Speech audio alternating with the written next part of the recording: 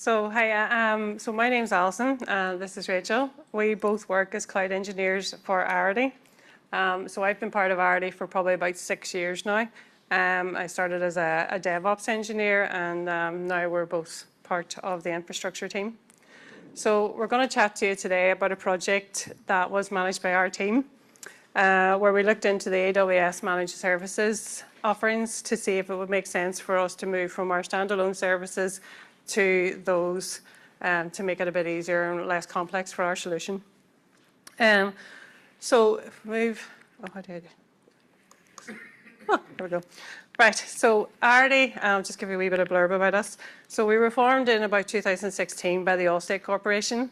So yes, we are owned by Allstate, but we're a completely separate entity.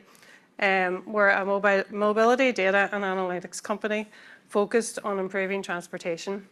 So since we started, we've collected an enormous amount of data. And as you can see, in November 2022, we reached a huge milestone in that we now have over 1 trillion miles of driving data. Our mantra is that we want to make transportation smarter, safer, and more useful for everyone. So we use the data that we gather in various different ways. So we analyze the data for our customers, and we provide insights into driving behavior and to produce strategies and solutions. So we have a couple of different solutions that we actually use at the moment. So there's one called Arity IQ. So it accesses actual driving behavior collected from mobile phones and connected devices in your cars to produce a more precise quote for nearly any driver during the time that you're actually phoning in for your quotation. We've also got crash detection, which we use to ensure the customer gets help when they need it the most. So if you're in an accident, we can personalize the experience for the user. We can contact and dispatch any emergency help that's needed, alert any family members of the accident, and we can even start the process of contacting the insurance company to start the claims process. So although we looked at a few of the AWS managed services, today we're going to concentrate on MSK and EMR. Okay. So Kafka. Kafka is used to manage and process large amounts of real-time data, so you can understand why it's something that's an integral part of the infrastructure set up at Arity. From the number of users and connected devices we have a constant stream of data being received at the same time. Our platform needs to be able to handle and process this continuous stream of data. So Kafka basically combines two messaging modules, the queuing and the publish subscribe. They've combined the two because queuing isn't multi-subscriber, and publish subscribe pushes the message to every subscriber, so it doesn't really work well across worker processes. Kafka uses a partition log model, so the messages can be split into segments that correspond to different subscribers. Multiple subscribers, therefore, can have access to the same topic, and each is assigned a partition to allow for higher scalability. It also allows different applications to read from the different streams, so they can work independently of each other. So basically, Kafka is scalable. It can work across multiple servers. Fast and durable, partitions are replicated across many servers, and the data is all written to disk. So at Arity, we have many different ways of ingesting the data, which is then passed on to Kafka for processing and then moved on to various consumers for use. So why did we need to upgrade? Why did we need to consider moving from standalone services to the actual Amazon MSK? Sounds like Kafka was working great and everything was wonderful, but we were finding issues with the solution we had in place. So like many companies, we have to keep up to date with our infrastructure in the patching so that we have no vulnerabilities. So we have a vigorous monthly patching schedule. With the different environments, so like dev, pre-prod, and production, and even with automation in place, it's taken several resources, hours on end to communicate the patching, to verify each and every instance, and to actually carry out the patching itself. So other factors that we did consider as well whenever we're looking at the move to MSK were the costs involved each month, which Thomas would know all about, the complexity of the solution, with the various different technology stacks, and the performance compared to using MSK. So we looked at MSK, as I say, And Amazon, MSK is a fully managed Apache Kafka service that operates, maintains, and scales Kafka clusters. So it also integrated with a large amount of the AWS stack that we were currently using, such as Flink, firehose, and S3. We're also able to move some of the applications from using certificates to authenticate to using IAM rules, which has saved us a large amount of time because we would have to rotate those certs every year, and it can be a bit of a painful process. We did find out that some of the apps have such a large throughput and that the IAM APIs don't seem to be able to handle that kind of connection, so there are a few that still use the certificates. So the high-level migration process that we followed is kind of detailed here. So to start with, for testing purposes mainly, we had to identify which flows could be considered low impact so that we could use those Kafka topics, producers and consumers to do the migration. So then we replicated those flows in MSK, and then we had to create some new IAM rules for the Flink and NiFi EC2s to have permission to authenticate with MSK. After that, we added the new broker configurations to the Flink and NiFi applications and to deploy these applications in pre-prod to switch from using Kafka to MSK. After all the testing was completed and signed off, we then basically followed the same process to do the change from Kafka to MSK in production. And then the final step that we had to do was for any monitoring dashboards that actually use this, we had to make sure they were up to date and in place.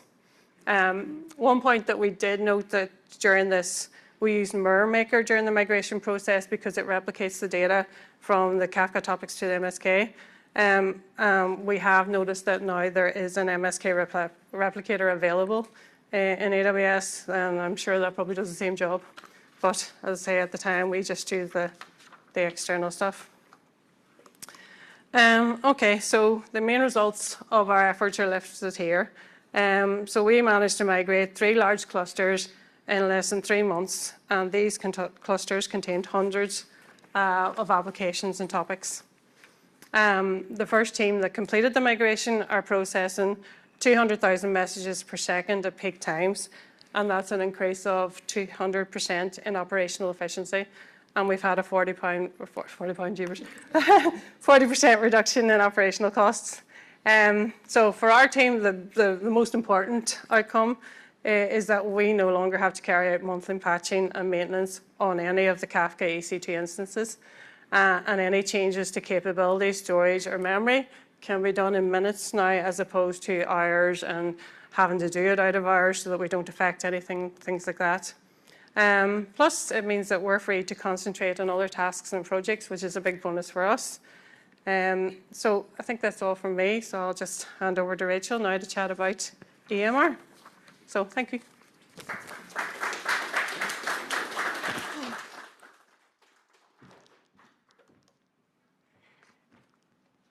So back in 2021, Arity made the decision to retire Hadoop clusters and leverage AWS EMR. So really quickly, what is Hadoop? Hadoop is used to efficiently store and process large data sets ranging in size from gigabytes to petabytes of data. So instead of using one large machine to store and process the data, Hadoop allows clustering multiple machines to analyze massive data sets in parallel more quickly. So as Arity was processing more and more data, the Hadoop cluster grew to keep up with demand, more compute and more storage. From a DevOps, FinOps and SecOps perspective, the larger the cluster grew, the more problematic it became. So in terms of FinOps, when the cluster was at its largest, our production Hadoop cluster had 93 instances, 80 of which were data nodes. The running cost of one data compute node was $2,500 a month, so making 80 nodes cost $200,000 a month, and that's just in production alone. In terms of SecOps, when the cluster was at its largest, it took roughly 20 minutes to patch one instance, which includes the starting and stopping of services with the built-in sleep time. So we were spending 40 hours a month patching the production cluster. So I've just listed what we have in our other environments too. We had a cluster in non-prod and 2 in pre-prod. So we were patching 60 hours a month, so it's a lot of time. In terms of DevOps, more data to process meant jobs took longer to run and complete. And as it was a shared cluster, resources were getting harder to locate. Between daily SLAs, certain users and teams were encouraged to run jobs at certain times of days. Both end users and the team who managed the cluster had responsibilities to free as many resources as possible daily. And I've included some of the general guidelines that had to be followed. So with all this in mind and HTTP approaching end of life in 2021, Arity made the decision to retire the Hadoop cluster and leverage AWS EMR. With the Hadoop cluster being static in nature, it meant the cluster was running at full capacity 24/7, despite there not being a need during nights and weekends. Making upgrades were difficult as it had to be completed in a rolling fashion, and with a cluster of 93 instances, it was a monumental effort to push the change and then restart each instance without impacting running jobs. So why switch to EMR? We would no longer have to store data in HDFS. Storing in S3 is cheaper, and we would enhance user authorization and capabilities. Instead of having a fixed cluster that took 40 hours to patch a month, we would fully embrace ephemeral and auto-scaling features, which would result in blue-green redeployments using an up-to-date AMI, which would result in no more patching, and we would pay for the compute that we actually use rather than paying for idle resources. We would be able to simply add and update applications to a cluster with just a single line of code, which would be pushed on the next redeployment, and with the contracts expiring, no better time to make the jump. So before we made the big move, we had to move away from HDFS storage in favour of S3. This was an 8-step process. We began validating inventory of data and if it could be migrated.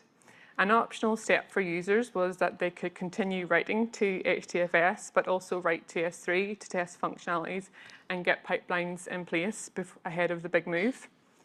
If anything were to go wrong, data would still be in HDFS. We then performed a lift and shift, moved historical data from HDFS to S3, and reviewed security policies for new buckets. If end users were comfortable writing to S3 alone, they could disable their dual write. We then deleted historical data from HDFS, which then meant we could remove data nodes from our cluster. Removing historical data and focusing on EMR resulted in retiring our lower environment clusters and 45 production data nodes, which had an annual cost avoidance of just less than $1.5 million. Reducing HDFS storage utilization from 1.2 petabytes down to 387 terabytes netted an annual cost savings of $568,000. Removing the risk of data lifecycle maintenance by identifying and deleting roughly 80 terabytes of data. So now just on to how our environment looks today. So we use EMR in 4 different ways. When we first made the move from Hadoop to EMR, we solely had EMR on EC2 clusters. So this is an example configuration of our engine cluster today. So as you can see, when the cluster is at its smallest, we have 4 instances and can scale up to 80 instances. And we have a maximum of 24 on-demand instances in the cluster, and the rest of the instances will utilize Spot to keep our costs down. So the cluster does scale up and down based on demand. And these clusters use a blue-green deployment. As the cluster will always have at least 4 instances up and running, we need to redeploy every month for security reasons. So while this cluster is running, we spin up a duplicate cluster with a new AMI, and when cluster traffic is at its lowest, we then update the DNS record to point to the new cluster, and then we destroy the existing cluster. So our next step to utilize EMR is in ephemeral nature. A problem with having a large cluster that all of engineering use is that we always did have 4 instances running at all times, even though there wasn't a need. So a lot of our engineering team now use this different method. They spin up clusters by running a pipeline, often on a schedule. They run their job, and once the job completes, the cluster is destroyed. They're able to attach their team cost tags, so teams now pay for the resources they require rather than paying out of a shared pot. The cluster is only up and running while their job is running. So these clusters are set up using Bot03, which is the Python library for AWS services and uses an API called Run Job Flow. If anyone is ever interested in looking into this, ChatGPT actually is very good, and we used it a lot to help us gain more understanding about this. So another way we use EMR, our analytics team actually use this. So the previous method is set up for teams, but not so much individuals.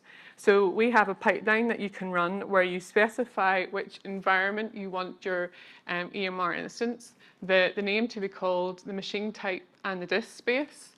Then you're prompted with a screen and you're told how much it will roughly cost per month, where you can proceed or abort, and then an email is sent to you with the details that you need to log in. And these machines are configured to be destroyed after a month if the user does not destroy before then, just so that machines are kept up to date. And then lastly, EMR serverless. So this image is a reference architecture diagram provided by AWS. There are a few components to EMR serverless that this diagram shows. So moving from left to right, then top to bottom. So end users, so data engineers or data scientists, can access EMR serverless through AWS MWAA in the Arity environment. The infrastructure engineering team will create and configure EMR serverless applications for teams. These applications will accept jobs from end users through MWAA. Submitted jobs will be processed by workers in an AWS managed EMR service account. These workers do not reside in an Arity account. And lastly, EMR serverless workers will have an IAM permissions and network connectivity configured to allow workers to access Arity AWS resources such as S3 buckets. So that is roughly how we use EMR in Arity. So to conclude, the reasons why we moved away from Hadoop from DevOps, shared resources, shared problems, FinOps, it was costing us a lot of money, and SecOps, we save up to about 60 hours patching a month. So thank you very much for listening, and I hope you enjoy the rest of the talks today. Thank you.